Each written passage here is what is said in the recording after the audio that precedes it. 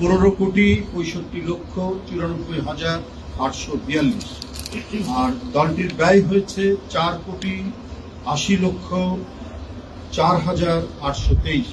আবার বলছি, দলটির মোট ব্যয় হয়েছে 4,80,04,823।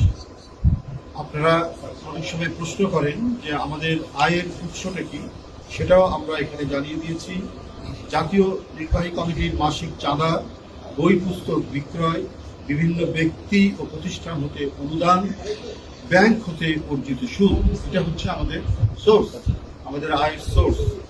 আর ব্যয় হচ্ছে আমাদের বিভিন্ন, যেমন ধরুন ব্যক্তিকে আর্থিক অনুদান, বিভিন্ন জেলায় বন্যা কবলিত এলাকায় ত্রাণ বিতরণ, পোস্টাল লিফলেট ছাপানো, বিভিন্ন জনসভা বাদল, বিভিন্ন আলোচনা সভায় হল ভাড়া ও অন্যান্য খরচ, পত্রিকায় ক্রোড়পত্র ছাপানো, রমজানি ইফতার মাহফিল, অফিসিয়াল বিভিন্ন খরচ বাবদ এখানে হচ্ছে আমাদের যেটা ব্যয় হয়েছে।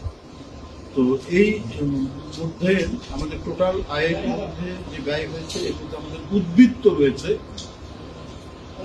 2024-এর পঞ্জিকা বছরের মোট উদ্বৃত্ত হচ্ছে 10,85,90,019 টাকা।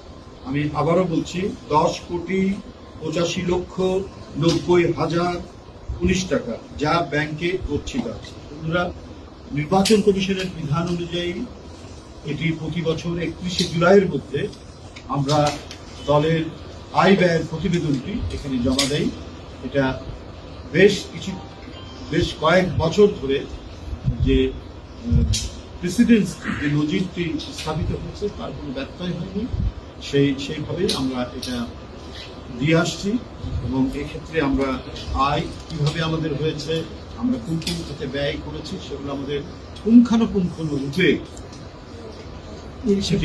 যে নিরীক্ষা অডিট যে রিপোর্টটি, সেই রিপোর্টটির মধ্যে সেটা উল্লেখ আছে। সুতরাং আমরা আপনাদের কাছে মোট এই জিনিসটা এখানে উল্লেখ করলাম এবং আমরা আশা করি যে গণতন্ত্রের পথে হাঁটার যে প্রক্রিয়া, নির্বাচন কমিশনে এসে বাংলাদেশ জাতীয়তাবাদী দল বিএনপি আমাদের অডিট রিপোর্টটি জমা দিয়েছে। বন্ধুরা, আপনারা জানেন ইতিপূর্বে এই নির্বাচন কমিশন তার যে প্রাতিষ্ঠানিক স্বাধীনতা, সেই স্বাধীনতা হারিয়ে ফেলেছে।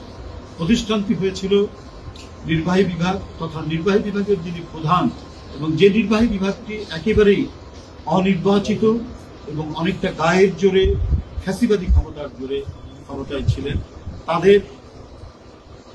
তাদের যে ফ্যাসিবাদী যে অস্ত্রের একটি প্রতিষ্ঠান হিসেবেই তারা গড়ে তোলার চেষ্টা